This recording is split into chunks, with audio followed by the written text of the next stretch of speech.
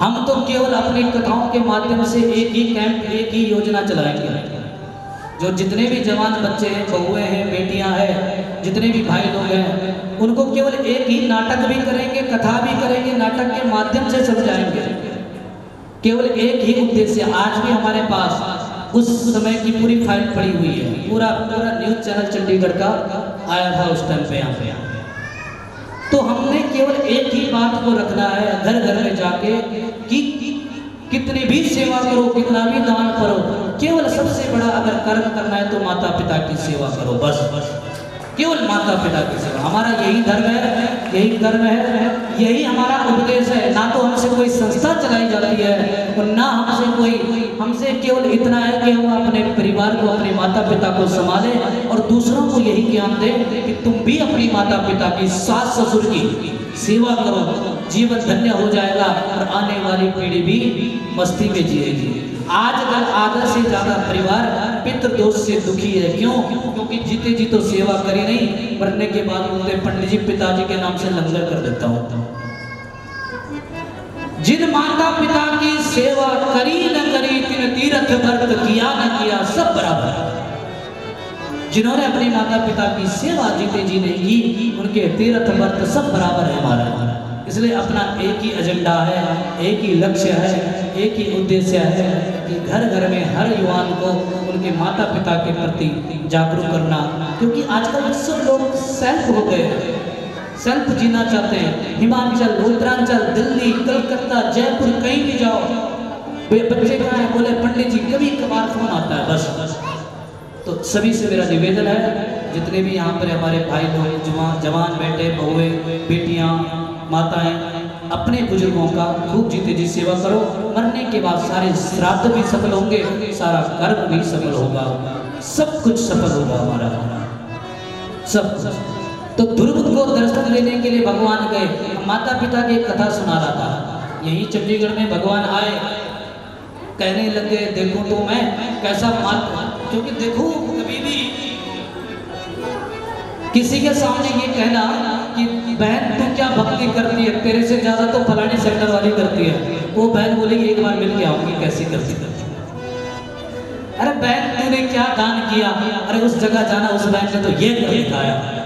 अरे भाई तूने क्या किया, वहां जाना उस भाई ने तो इतने लाखों रुपए कथा में लगा दिए, इतने शादी में लगा दिए, इतने फलाने मकान में लगा दिए। तो जो मन में जरूर रखता है व्यक्ति कि मैं भी देखूं क्या किया, वैसे भगवान सोचने लग गए कि मैं देखूं कैसा भक्त है। भगवान उसके द्वार पर गए, बैल बजाई ऐसी। अब उसने किसी को कहा जाओ देखो जरा कोई घर पे आया है, तो भगवान गेट से कहते हैं जाओ, जिसको मिलने में आया उनको कहना कि भगवान आया है सीधा कैलाश से और तुम्हें मिलना है। तो अंदर गया, महाराज जी, सेठ जी, वो अपने माता पिता के चरण दबा रहे थे, बोले आपको मिलने ना भगवान आया है। तो कहते हैं भगवान को बोलो कि 10 मिनट वेट करें, इंतजार करें 10 मिनट। बोले क्यों? फिर वो गए अंदर, बोले 10 मिनट इंतजार करो। भगवान ने बोला पूछो क्यों करो? फिर जवाब आया, बोले मैं अपनी माता पिता की सेवा कर रहा हूँ, उसके बाद आऊंगा। तो ये है माता पिता की सेवा करने वालों के, भगवान को भी द्वार पर खड़े कर देते हैं। तो हम तो साधारण मनुष्य है, साधारण। इसलिए माता पिता की सेवा। ध्रुव को दर्शन देने गए हैं, खड़े भी हैं, लेकिन आंख नहीं खोली ध्रुव ने।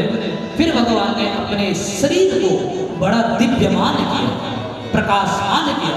आंखों में जब रोशनी पड़ने लग गई तो ध्रुव ने जैसे ही अपनी आंखों को खोला तो देखा महाराज भगवान के साक्षात्कार दीदार ध्रुव को हो गए महाराज, साक्षात्कार। अब ये 4.5 वर्ष का बालक क्या कहे, क्या बोले? कोई विद्या नहीं, कोई अध्ययन नहीं। भगवान ने शंख लिया, ध्रुव के कंठ और कपोलों से स्पर्श किया। जैसे ही ध्रुव के कंठ कपोलों से वह शंख स्पर्श हुआ तो ध्रुव ने बड़ी सुंदर स्तुति भगवान की वहां पर गाई। दोनों हाथ जोड़कर ध्रुव ने कहा कि आज मेरा जीवन सफल हो गया, आज मेरा जीवन धन्य हो गया। हाथ जोड़कर ध्रुव कहने लगे योऽन्तः प्रविश्य मम वाचमिमां प्रसुप्ता सञ्जीवयत्यखिलशक्तिधरा स्वधाम्ना अन्यास्तहस्तचरण श्रवणत्वगादि प्राणं नमो भगवते पुरुषाय तुभ्यम्। यो अन्तः, हे मेरे नारायण, आज तक मैं तुम्हें संसार में ढूंढ रहा था, लेकिन आज तुम मेरे अंतःकरण में प्रवेश हो गए।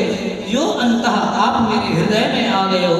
योऽन्तः प्रविश्य मम वाचमिमां प्रसुप्तां, आपने मेरे हृदय में प्रवेश कर दिया है। आज तुमने संजीवयत्यखिलशक्तिधरा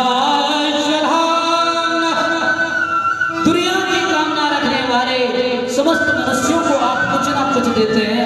मैं भी आज अपने पिता को मिलने जब गया था तो उनसे मुलाकात जब नहीं हुई तो किसी ने तुम्हारा पता बताया। आज मुझे कोई भी धाम प्रिय नहीं लगता, केवल तुम्हारा धाम ही अच्छा लगता है, कोई और धाम मुझे अच्छा नहीं लगता। मेरी सोई हुई वाणी को तुमने जगाया है महाराज। जब भगवान की कृपा होती है तो मूकम करो कि वाचारम, जो कभी बोलता नहीं वो भी वाचन लेता है। योऽन्तः प्रविश्य मम वाचमिमां प्रसुप्तां सञ्जीवयत्यखिलशक्तिधरा सुधाम्ना अन्यास्तहस्तचरणश्रवणत्वगादि। मैंने तुम्हें कुछ नहीं बोला, मैंने तुम्हें कुछ नहीं दिया, तुम्हारे दिए हुए हाथों से तुम्हारे भजन को गाया, तुम्हारे द्वारा दिया हुक्म से तुम्हारे नाम को गाया, इन कानों से तुम्हारे भजनों को सुना। ये सब चीज तुमने ही मुझे दी है। तन भी तेरा मन भी तेरा,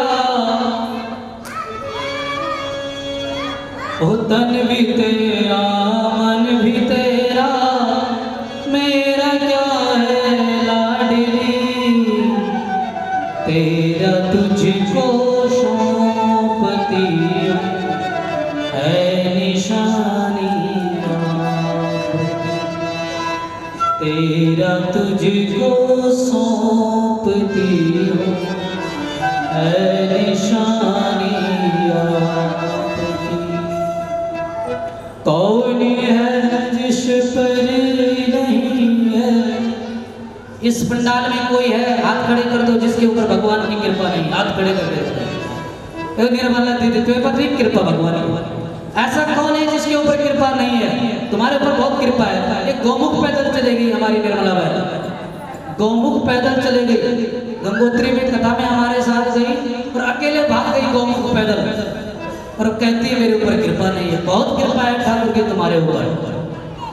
कौन है जिस पर नहीं है, कौन है जिस पर नहीं है मेहरबानी आपकी, सारी दुनिया है दीवानी रानी आपकी, सारी दुनिया है दीवानी रानी आपकी।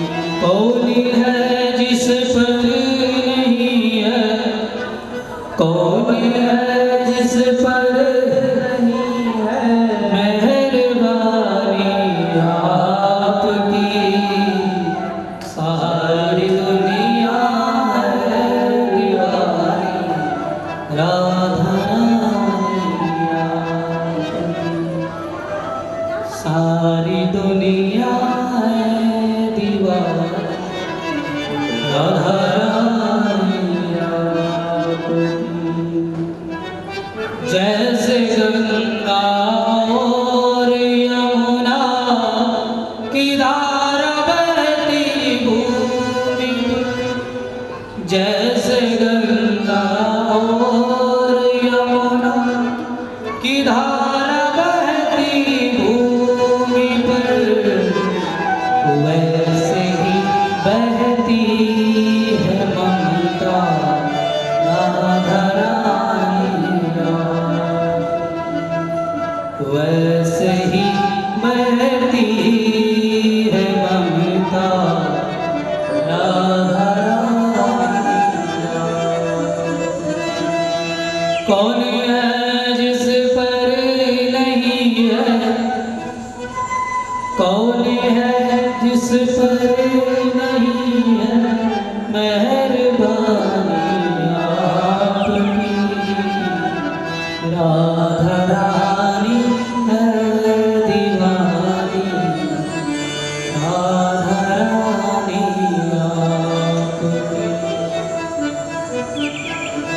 तन भी तेरा मन भी तेरा मेरा जाए लाडली, ओ तन भी तेरा मन भी तेरा मेरा जाए लाडली, तेरा तुझको सौंपती हूँ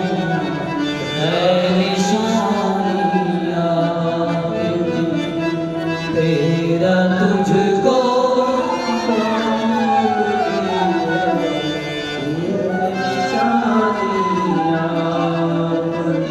सारी दुनिया एक चमन है, उस चमन के फूल हम।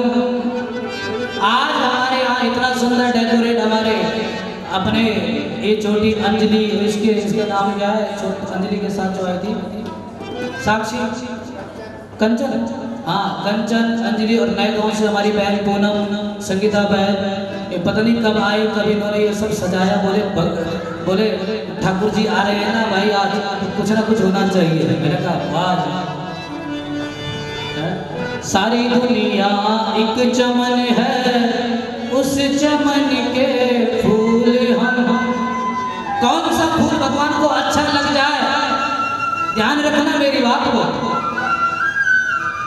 परसों हमारे आचार्य जी भी यही बात बता रहे थे कि माली जब फूल तोड़ कर लाता है तो उस फूल को भी पता नहीं होता है कि मुझे आज कब्र में जाना है या ठाकुर के गले में जाना है, उसको भी पता नहीं है। उसी प्रकार ये जीवन है, ये फूल कब भगवान को प्रिय लग जाए और कब वह हमें अपने पास लाए। इसलिए जब तक इस फूल में खुशबू है, सारे संसार को इन भजनों के माध्यम से, अपने भक्ति के माध्यम से सभी को मंत्र मुग्ध करना चाहिए। सभी को, जब तक ये श्वास है तब तक दूसरों की भलाई करो, कब पता नहीं। सारी दुनिया एक चमन है, उस चमन के फूल हम, पर उन सभी फूलों में श्यामा हम निशानी। क्या सेक्टर 37 में केवल इतनी ही जनसंख्या है? क्या इतने ही लोग हैं? क्या भारतवर्ष में इतने ही लोग हैं जो कथा सुनते? अरे संसार बहुत बड़ा है, लेकिन हर किसी के ऊपर भगवान की कृपा नहीं होती मेरे भक्तों। हर किसी के ऊपर भगवान की कृपा नहीं होती, उसी के ऊपर होती है जो भक्ति भगवान के समक्ष प्रकट करता है। इसलिए जितने लोग हम सब भगवान की शरणागति में है, भगवान के सत्संग में है, हमारे ऊपर ठाकुर की कृपा है। कौन है जिस पर नहीं है? अगर नहीं है तो हाथ खड़े कर दो। 31 तारीख तक कृपा पूरी होगी, उसके बाद भी कथाएं में चलती है, लेकिन सबसे बड़ा आशीर्वाद अगर है तो माता पिता का आशीर्वाद है।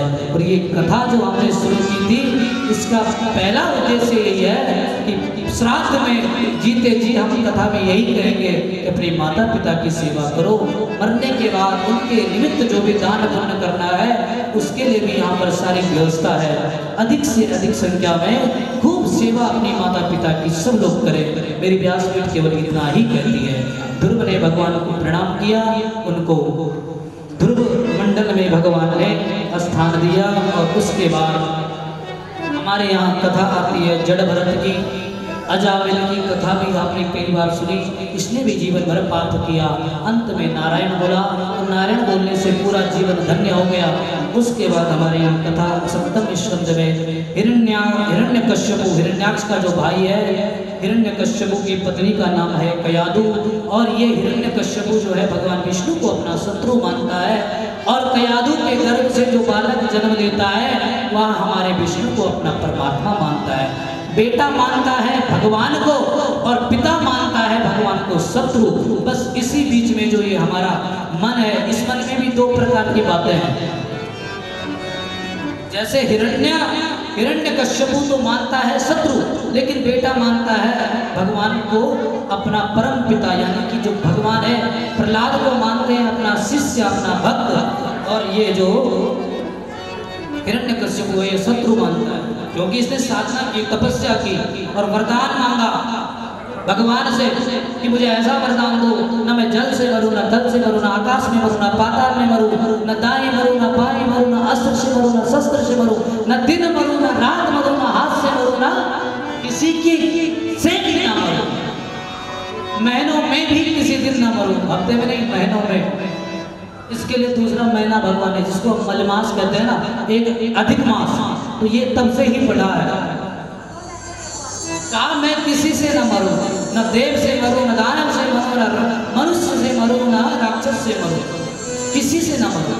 ऐसा वरदान पाया तो घमंड आ गया, अभिमान आ गया और भगवान को शत्रु मानने लग गया कि अब मुझे तो मारने वाला कोई है नहीं। जबकि इंसान को मृत्यु का भय हमेशा सताता है। और उसके बाद हुआ क्या, प्रहलाद ने भगवान की भक्ति की। प्रहलाद ने खूब, पिता ने बार बार कहा, फिर भी प्रहलाद अपनी भक्ति से विमुख नहीं हुए। हिरण्यकश्यप ने कहा मेरे शत्रु का नाम जो घर में रहता है मैं उसको मुक्ति दिलाऊंगा, मार डालूंगा। उसके बाद अंत में प्रहलाद को मारने का प्रयत्न किया। जब ये हिरण्यकश्यप थक गया, हार गया, तो उसके बाद कहने लग गया कि कहाँ है तेरे भगवान, क्यों नहीं मरता तू, इतना कुछ कर दिया, क्यों नहीं मरता तू, क्यों नहीं मरता। अंत में कहने लगे कहाँ है तेरा भगवान।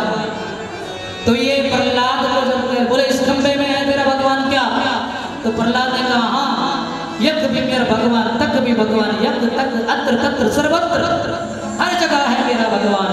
और प्रहलाद ने जब ये कहा तो उसके बाद तुरंत हिरण्यकश्यप ने अपनी गदा उठाई और प्रहर किया। उसके बाद जब प्रहर किया तो वह खंबे से भगवान नरसिंह प्रकट हो गए। बोल नरसिंह भगवान की। ये लठिया तुम्हारे देवता नीचे नरसिंह, अपना घर के गाँव का देवता नरसिंह देवता। बोले नरसिंह भगवान की। तिरुटे मोरू को सोटा बाबा नरसिंह, तिरुटे मोरू को सोटा, ओ खुशी खुशी आवा बाबा नरसिंह, ओ खुशी खुशी आवा, ओ खुशी खुशी जा, होटे मोरू को सोटा बाबा नरसिंह, होटे मोरू को सोटा, तिरुटे मोरू को सोटा बाबा, होटे मोरू को सोटा बाबा, ओ खुशी खुशी नाचा बाबा नरसिंह, खुशी खुशी नाचा, खुशी खुशी नाचा बाबा नरसिंह। हो जाती है उसका कोई बाल बांका नहीं कर सकता। 4.5 वर्ष का बालक आज भगवान की भक्ति को प्राप्त करने के लिए वो आज जंगल में जा रहा है और कोई मन में डर नहीं, कोई भय नहीं, कोई डर भय नहीं। महाराज करो कृपा दृष्टि प्रभु करुणा की, बड़ी आरज़ू थी मुलाकात की। जंगल में जाकर भगवान का यहाँ भक्त अकेला निर्जन जंगल, घनघोर जंगल, और इधर भगवान नारायण ने नारद जी से कहा जाओ, मेरा भक्त मुझे साधना में ढूंढ रहा चाह रहा है, मेरा भक्त मुझे देखना चाह रहा है। भक्त को ये ज्ञान देकर आओ कि भगवान जंगल में ऐसे नहीं दिखेंगे। भगवान को अगर देखना है तो पहले मन कर्म वाणी को पवित्र करना पड़ता है, और मन कर्म वाणी तभी पवित्र होती है जब हम भगवान के भजन को गाते हैं। तन पवित्र सेवा करे, धन पवित्र कर दान, मन पवित्र हरि भजन करे, त्रिविध होत कल्याण। हमारे इस यज्ञ में कोई तन से अपनी सेवा कर रहा है, कोई धन से अपनी सेवा कर रहा है, कोई अपने मन से भगवान के भजन को गाकर मेरे ठाकुर को रिझा रहा है। ऐसी है ये भगवान की भक्ति, ऐसी है भगवान की श्रद्धा। नारद जी के द्वारा ध्रुव जी को गुरु मंत्र दिया और छोटा सा बालक नारद जी जाकर कहने लगे, हे ध्रुव, अगर भगवान को प्राप्त करना है तो पहले भगवान के नाम को गाओ।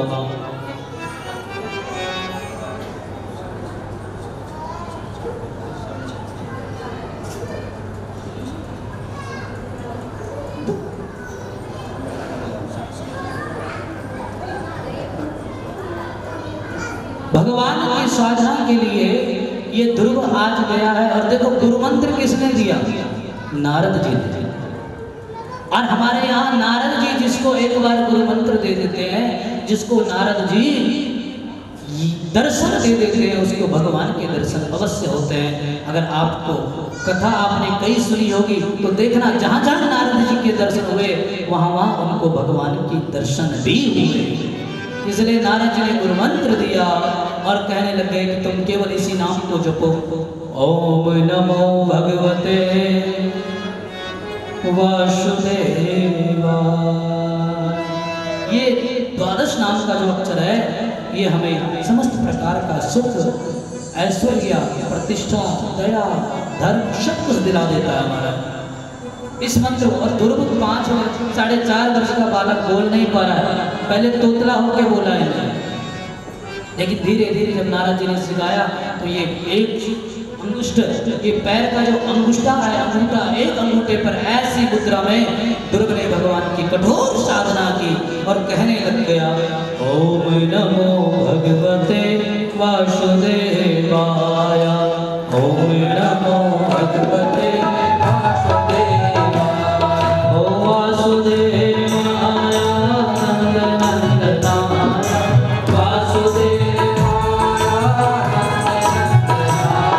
नंदनंदनाय, नंदनाय यशोदनंदनाय,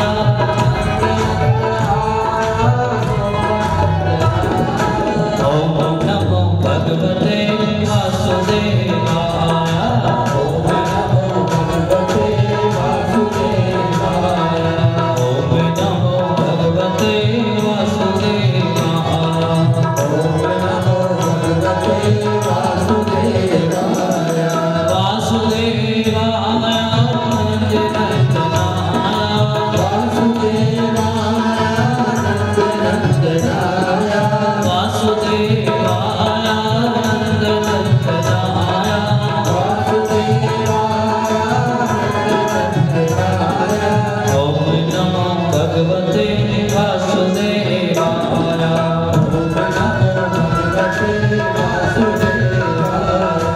ओम नमो भगवते वासुदेवाय,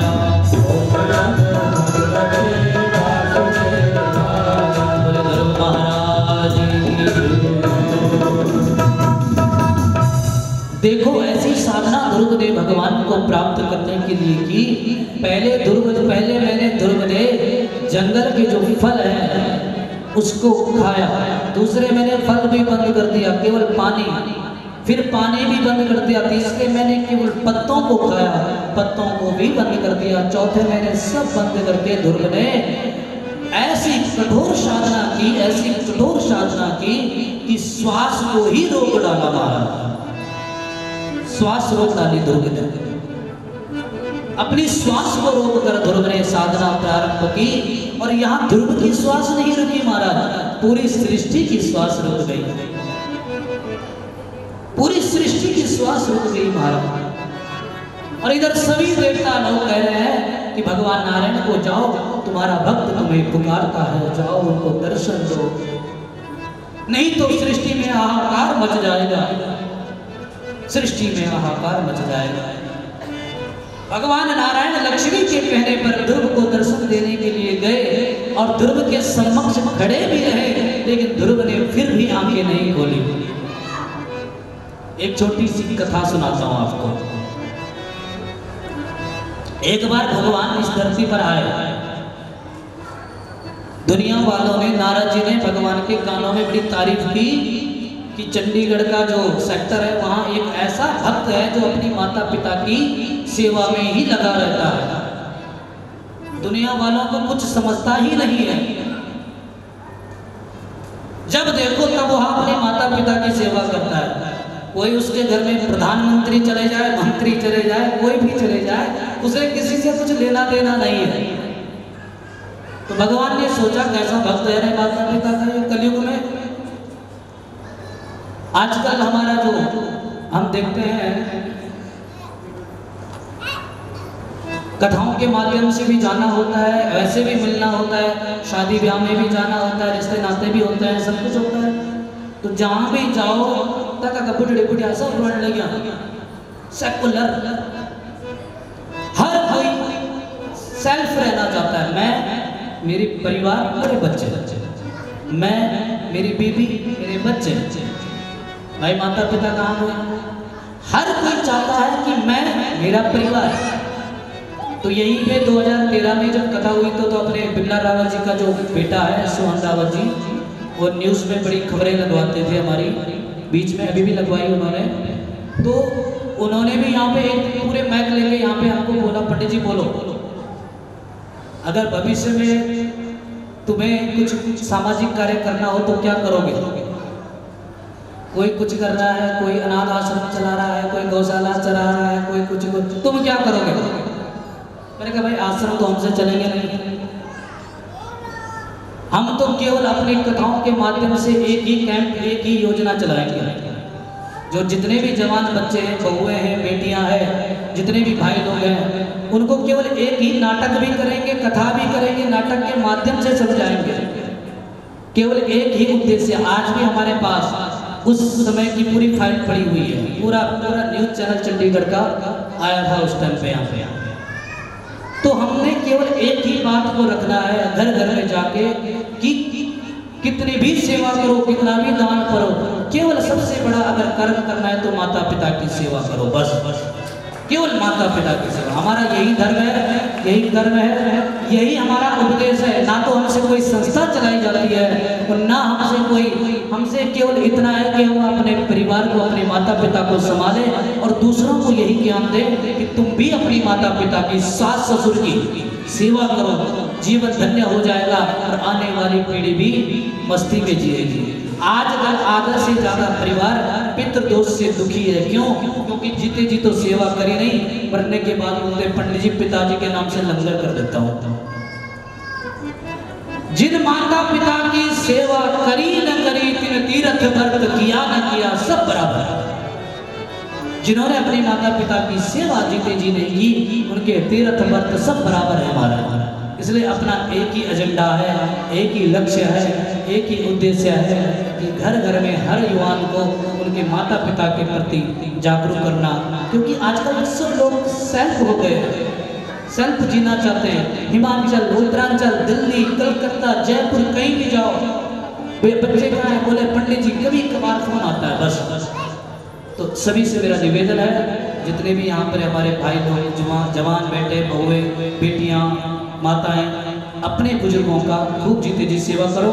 मरने के बाद सारे श्राद्ध भी सफल होंगे, सारा कर्म भी सफल होगा, सब कुछ सफल होगा हमारा, सब। तो ध्रुव को दर्शन लेने के लिए भगवान गए। माता पिता की कथा सुना रहा था, यही चंडीगढ़ में भगवान आए, कहने लगे देखो तो मैं कैसा माता, क्योंकि देखो कभी भी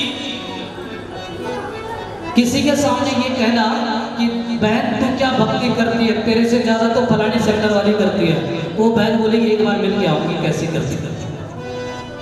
अरे बहन तूने क्या दान किया, अरे उस जगह जाना उस बहन ने तो ये कर दिखाया।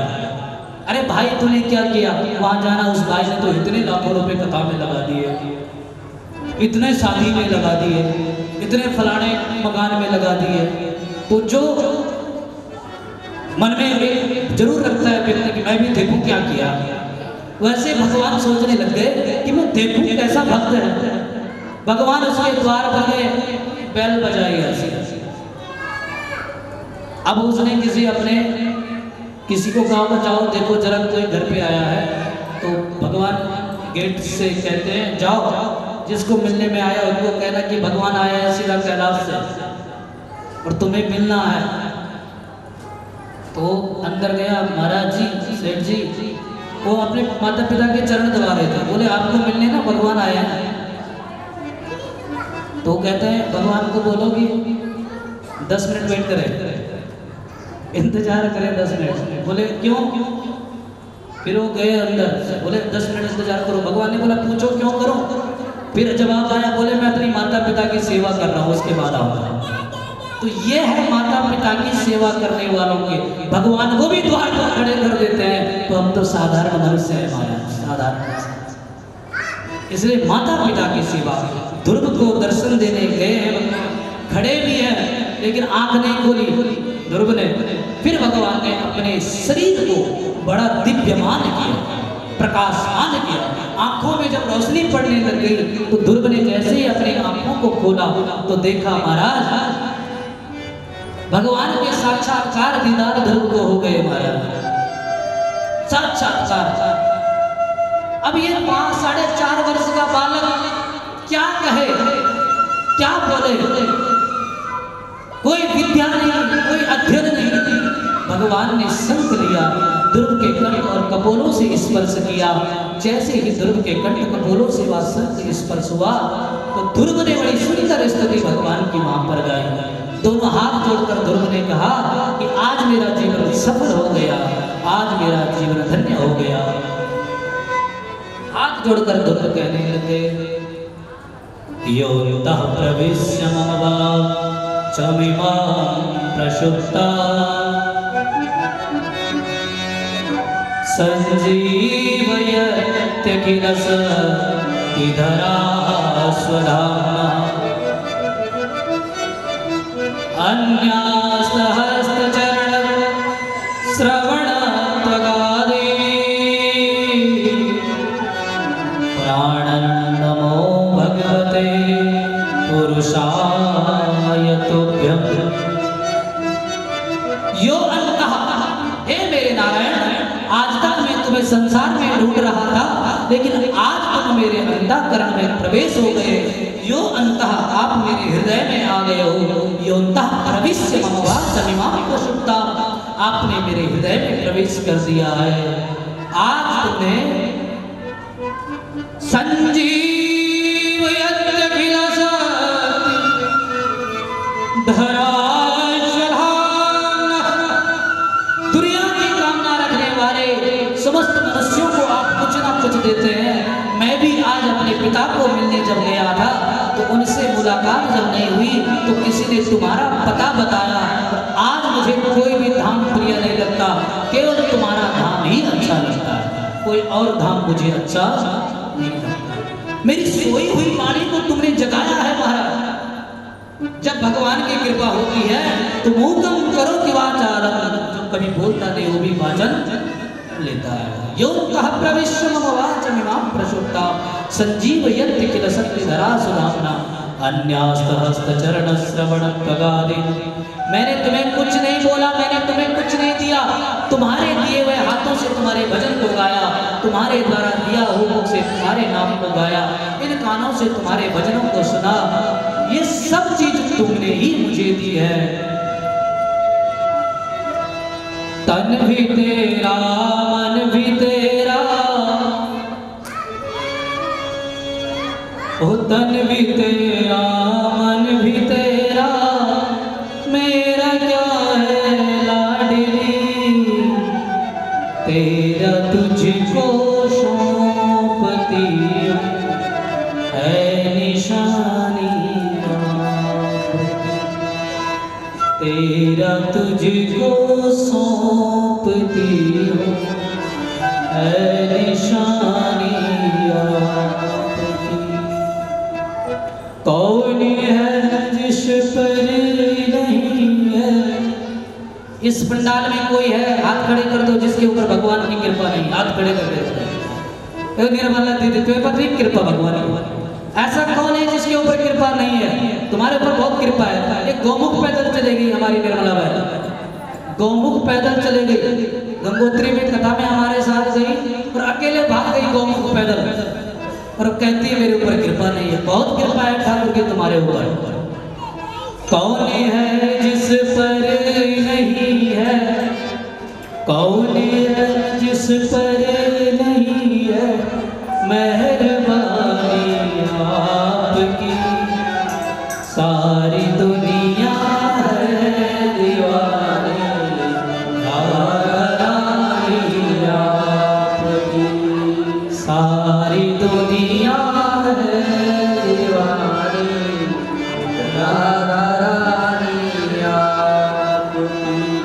कौन है जिस पर नहीं है, कौन है जिस पर नहीं है मेहरबानी आपकी, सारी दुनिया है दीवानी राधा रानी आपकी, सारी दुनिया है दीवानी राधा रानी आपकी।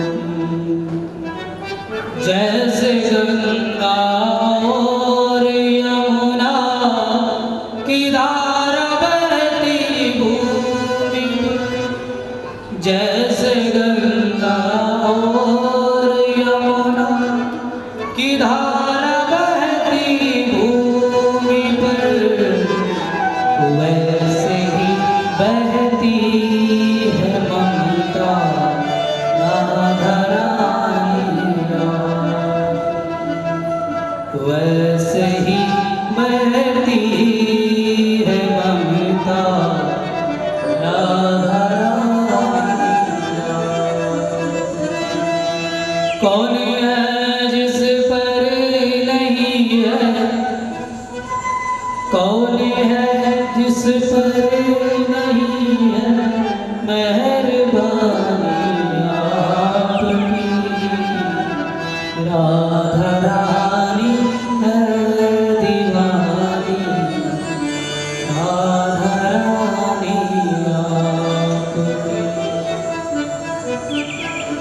तन भी तेरा मन भी तेरा मेरा जाए लाडली, ओ तन भी तेरा मन भी तेरा मेरा जाए लाडली, तेरा तुझको सौंपती हूँ ऐ निशानी आपकी, तेरा तुझको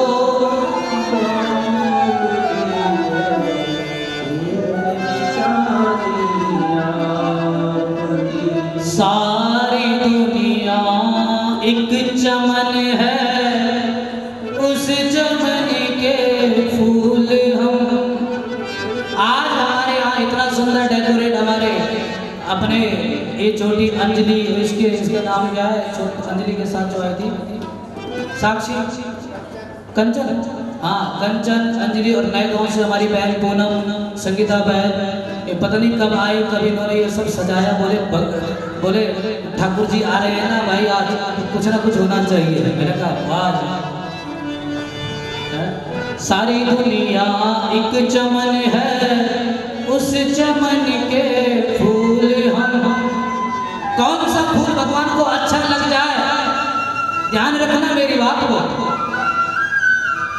परसों हमारे आचार्य जी भी यही बात बता रहे थे कि माली जब फूल तोड़ कर लाता है तो उस फूल को भी पता नहीं होता है कि मुझे आज कब्र में जाना है या ठाकुर के गले में जाना है, उसको भी पता नहीं है।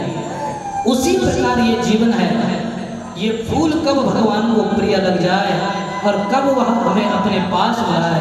इसलिए जब तक इस फूल में खुशबू है, सारे संसार को इन भजनों के माध्यम से, अपने भक्ति के माध्यम से सभी को मंत्र मुक्त करना चाहिए। सभी को, जब तक ये श्वास है तब तक दूसरों की भलाई करो। कब पता नहीं, सारी दुनिया एक चमन है, उस चमन के फूल हम, पर उन सभी फूलों में श्यामा हम निशानी आपकी। क्या सेक्टर 37 में केवल इतनी ही जनसंख्या है? क्या इतने ही लोग हैं? क्या भारतवर्ष में इतने ही लोग हैं जो कथा सुनते? अरे संसार बहुत बड़ा है, लेकिन हर किसी के ऊपर भगवान की कृपा नहीं होती मेरे बंदों। हर किसी के ऊपर भगवान की कृपा नहीं होती, उसी के ऊपर होती है जो भक्ति भगवान के समक्ष प्रकट करता है। इसलिए जितने लोग हम सब भगवान की शरणागति में है, भगवान के सत्संग में है, हमारे ऊपर ठाकुर की कृपा है। कौन है जिस पर नहीं है? अगर नहीं है तो हाथ खड़े कर दो। तारीख तक कृपा पूरी होगी, उसके बाद भी कथाएं चलती है, लेकिन सबसे बड़ा आशीर्वाद अगर है तो माता पिता का आशीर्वाद है। और ये कथा जो हमने शुरू की थी, इसका पहला उद्देश्य यही है कि श्राद्ध में जीते जी हम कथा में यही कहेंगे कि अपने माता पिता की सेवा करो। मरने के बाद उनके निमित्त जो भी दान पुण्य करना है उसके लिए भी यहाँ पर सारी व्यवस्था है। अधिक से अधिक संख्या में खूब सेवा अपनी माता पिता की सब लोग करें। मेरी व्यासपीठ केवल इतना ही कहती है। ध्रुव ने भगवान को प्रणाम किया, उनको ध्रुव मंडल में भगवान ने स्थान दिया। और उसके बाद हमारे यहाँ कथा आती है जड़ भरत की, अजामिल की कथा भी आपने कई बार सुनी। इसने भी जीवन भर पाप किया, अंत में नारायण बोला और नारायण बोलने से पूरा जीवन धन्य हो गया। उसके बाद हमारे यहाँ कथा सप्तम स्कंद में हिरण्यकश्यपु, हिरण्याक्ष का जो भाई है, हिरण्यकश्यपु की पत्नी का नाम है कयादु। और ये हिरण्यकश्यपु जो है भगवान विष्णु को अपना शत्रु मानता है, और कयादु के गर्भ से जो बालक जन्म लेता है वह हमारे विष्णु को अपना परमात्मा मानता है। बेटा मानता है भगवान को और पिता मानता है भगवान को शत्रु। बस इसी बीच में जो ये हमारा मन है, इस मन में भी दो प्रकार की बातें हैं। जैसे हिरण्यकश्यपु तो मानता है शत्रु, लेकिन बेटा मानता है भगवान को अपना परम पिता, यानी कि जो भगवान है। प्रहलाद को मानते हैं अपना शिष्य, अपना भक्त, और ये जो हिरण्यकश्यपु है ये शत्रु मानता है, क्योंकि इसने साधना की, तपस्या की और वरदान मांगा भगवान से कि मुझे ऐसा वरदान दो, न मैं जल से मरूं, न थल से मरूं, न आकाश में मरूं, न पाताल में मरूं, न दाएं मरूं, न बाएं मरूं, न अस्त्र से मरूं, न शस्त्र से मरूं, न दिन मरूं, न रात मरूं, न हाथ से मरूं, न किसी की से भी ना मरूं, महीनों में भी किसी दिन ना मरूं, हफ्ते में नहीं महीनों में। इसके लिए दूसरा महीना भगवान है जिसको मलमास कहते हैं ना, एक अधिक मास, तो ये तब से ही बढ़ा है।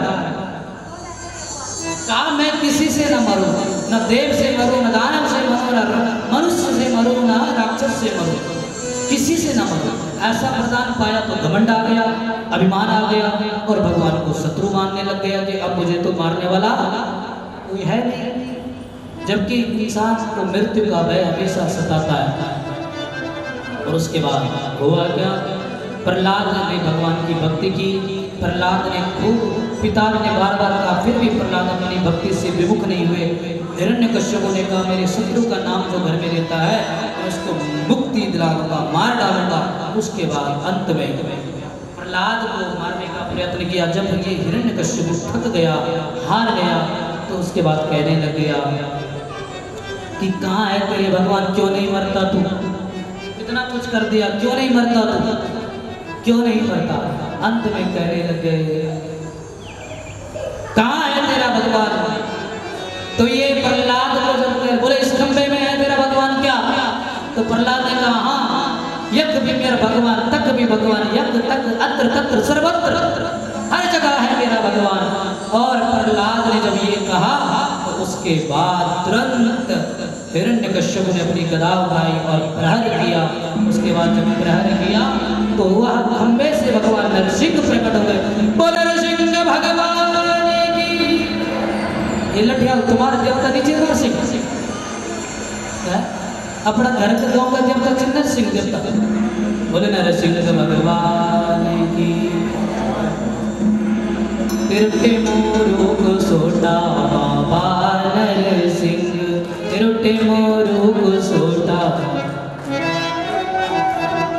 ओ खुशी खुशी आवा बाबा नरसिंह, ओ खुशी खुशी आवा, ओ खुशी खुशी होटे मोरू को सोटा बाबा नरसिंह, होटे मोरू को सोटा, तिरुटे मोरू को सोटा बाबा, होटे मोरू को सोटा बाबा, ओ खुशी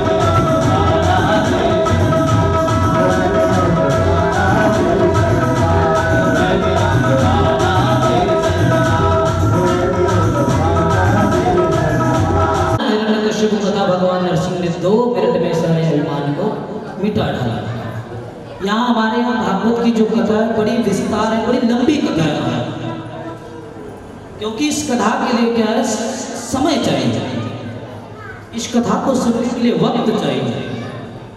ये तो केवल सार है हमारा। भागवत के एक ही प्रसंग में बहुत सा गूढ़ रहस्य छुपा है, प्रत्येक प्रसंगों को छूना भी जरूरी है। इसलिए हमें जब भी आप लोग यहाँ पे दिखते हैं तो हमें पहाड़ की याद आ जाती है, फिर पहाड़ की याद में हम इतने घूम लेते हैं, इतने घूम लेते हैं, फिर जाके प्रसंग को पकड़ना पड़ता है बाद में। मेरी धीमी है चाल, पथ है विशाल, हर कदम पे मुसीबत अब तू समा। ये कथा इतनी सरल नहीं है कि जल्दी से हो जाए, लेकिन इसका सार करना पड़ता है। क्या करे महाराज, कथा बहुत है। गजग्रह का युद्ध हुआ, वहां भी भगवान आए,